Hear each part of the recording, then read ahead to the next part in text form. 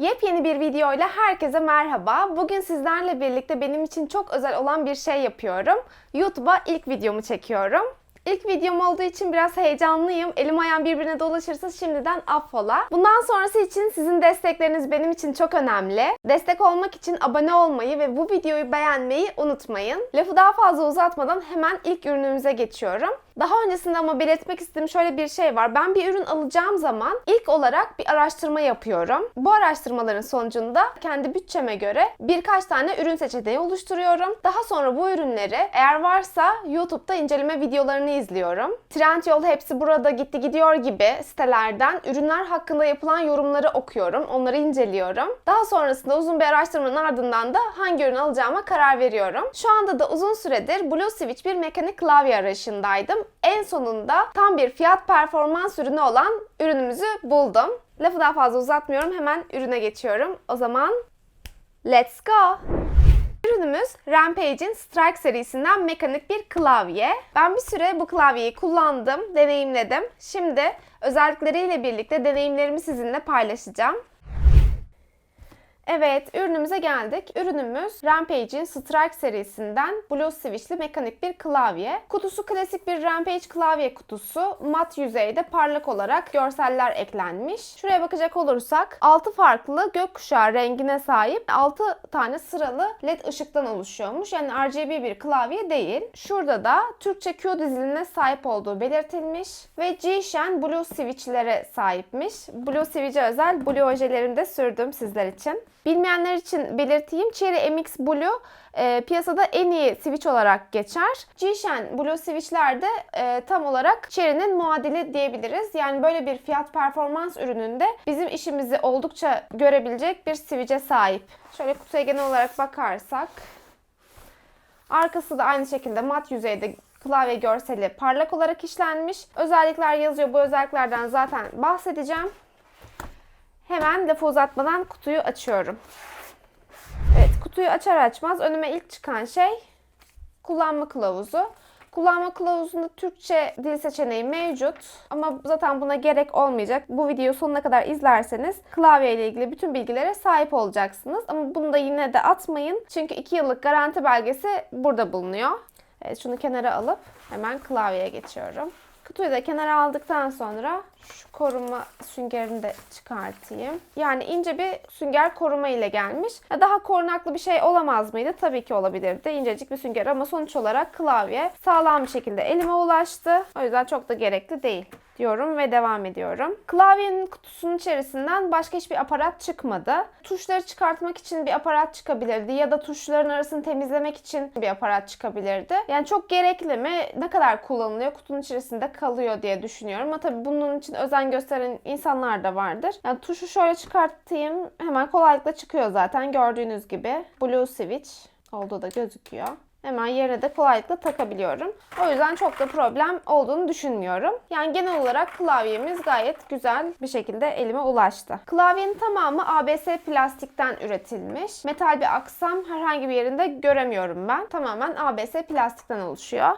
Şurada gördüğünüz gibi ufak bir bilek desteği mevcut. Şöyle hemen bir bakayım.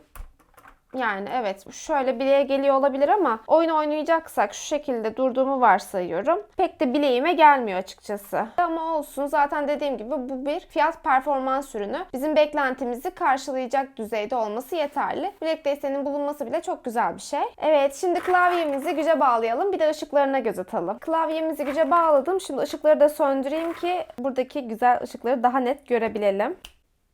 Evet, güce de taktık, ışıklarımızı yaktık. Gördüğünüz gibi her satıra farklı renk konumlandırılmış ve gökkuşağı renkleri bu şekilde elde edilmiş. Şu sağ üst köşede 4 tane led ışık bulunuyor. Bu led ışıklar bize bilgi veriyor. Özellikle Windows kilidinin açık olup olmaması bizler için çok önemli. Çünkü oyun oynarken birdenbire masa üstüne dönmek istemeyiz. O yüzden rahatlıkla şöyle Windows tuşuyla açık olup olmadığını da şuradan kontrol edebiliyoruz. Şu an kilitli konumda mesela. Sırayla diğerlerini de söyleyecek olursam şuradan nam lokumuzun açık olup olmadığını görüyoruz. Şu anda kilitli, şu anda açtık mesela. Kilitli olarak kalsın. Daha sonrasında caps lokumuzun açık olup olmadığını şuradan kontrol edebiliyoruz. Aynı şekilde scroll tuşumuzun da açık olup olmadığını buradan kontrol edebiliyoruz. Evet, hepsi kilitli durumda şu anda. Gördüğümüz gibi dördü de yanar durumda.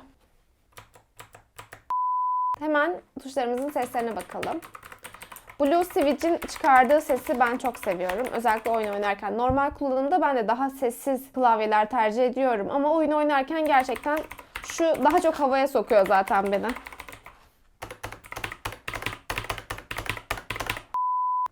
Bu Blue Switch'lere ben daktilo efekti diyorum. Yani bilmiyorum size nasıl geliyor ama bana daktilo efekti olarak geliyor. Yaz kızım.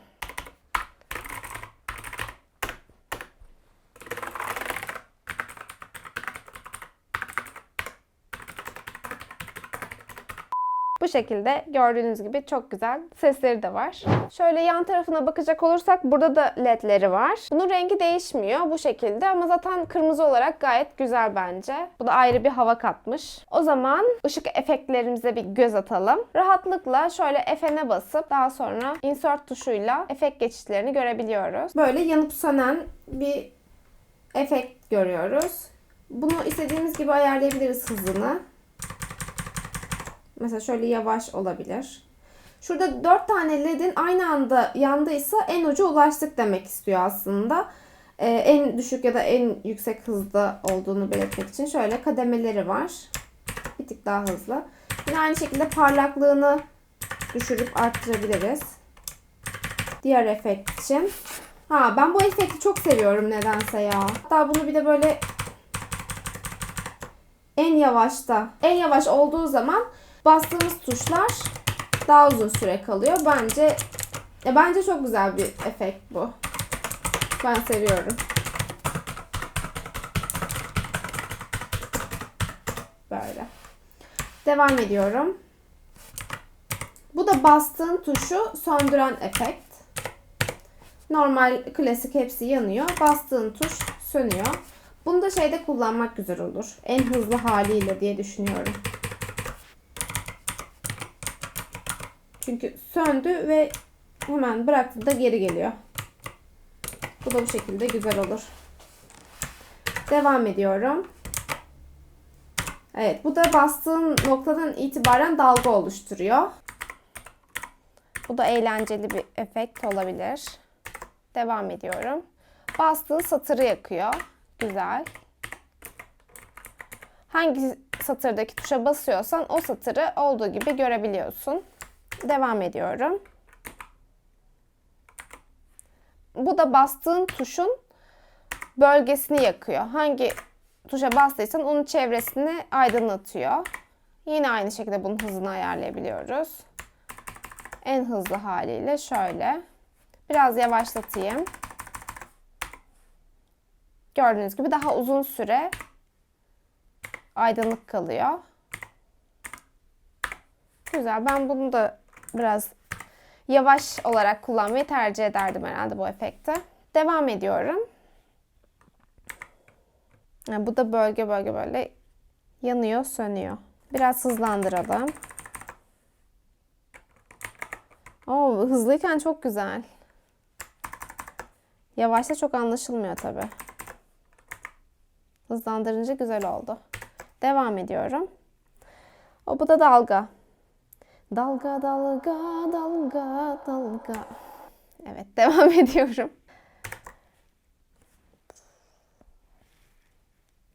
Bu da burning herhalde. Böyle ateş yanarken böyle gelir gider ya ateşin ışığı. Onun gibi. Onun efekt hali olarak düşünün. Böyle gelip gidiyor. Bunu da bakalım hızıyla oynayalım. Çıtır çıtır ateş yanıyormuş gibi. Yavaşlattığımızda evet çok fazla belli olmuyor. Biraz hızlanınca güzel oluyor. Devam ediyorum. Böyle efekt geziyor. Güzel. Yine dalgalı bir oradan bir buradan vuran dalga var. Işık gidip geliyor. Güzel. Bu da güzel bir efekt. Hani bilgisayar böyle dururken klavyenin bu şekilde yanıp sönmesi güzel gözükür diye düşünüyorum. Bu da yılan efekti herhalde. Geziyor. Evet, başa döndük. Şimdi benim en sevdiğim efektlere geldik. Oyuncu efektlerine. Oyuncu efektlerini görmek için de Fn ve Delete tuşuna basarak görebiliyoruz. Şöyle en çok kullanılan 4 tane tuş hemen yandı. Diğerleri karardı. Şöyle yön tuşları var bir de burada. Devam ediyorum. Bu da benim en sevdiğim oyuncu efekti diyebilirim. Daha çok tuşu görebiliyoruz. İşte Counter oynayanlar, LoL oynayanlar, PUBG oynayanlar belki hani istediğiniz gibi oynadığınız oyuna göre aktive edebiliyorsunuz. Kalan kısım karanlık oluyor. Bu şekilde karıştırmıyorsunuz. Sadece görmeniz gereken tuşları görebiliyorsunuz. Devam ediyorum. Böyle bir efekt.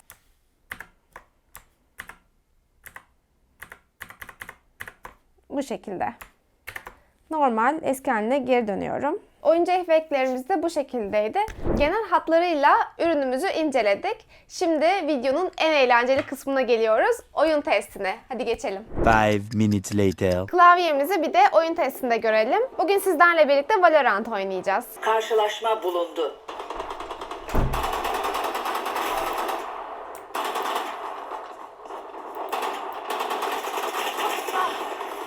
Aynı anda ikimiz de ölmeseydik keşke. Nereye kaçıyorsun tatlım?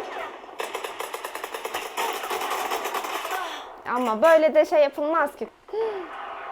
Neredesiniz? Sizi bulacağım. Şu Blue Switch gerçekten geri tepmesi güzel hissettiriyor. Tabii ben bunu konuşurken adam beni vurdu. Olsun. Maksat burada oyun oynamak değil, oyun oynarken nasıl bir hissiyat yarattığını göstermek zaten. Evet.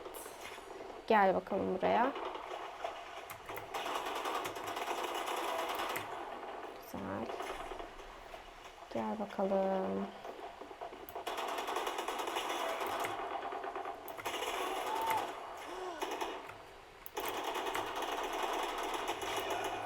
Olsun. Neyse. Gel bakalım buraya.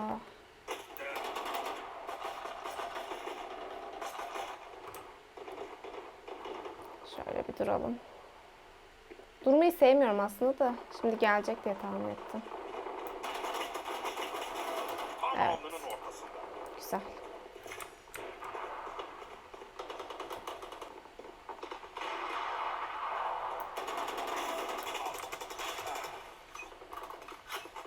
Evet, oyun testimizi de bitirdikten sonra incelememizi tamamladık. Klavyeyi genel olarak gerçekten çok beğendim. Fiyatına göre benim beklentimi oldukça karşıladı. Sizler de beğendiyseniz klavyeyi kesinlikle öneririm. Klavyeyi almak isterseniz aşağıda linkini bırakıyor olacağım. Ayrıca şunu da belirtmek isterim. Ben Blue Switch seviyorum. Oyun oynarken Blue Switch'i tercih ediyorum. Ama eğer çok ses çıkartıyor diye düşünenler olursa aynı klavyenin Red Switch versiyonu da var. Dileyenler onu tercih edebilirler tabii ki. Videoyu buraya kadar izlediyseniz beğenmeyi unutmayın. Bundan sonrası için önerileriniz, tavsiyeleriniz varsa yorum kısmında bana belirtebilirsiniz. Herkese çok teşekkür ederim. Kendinize çok iyi bakın. Sevgiyle kalın. Bay bay.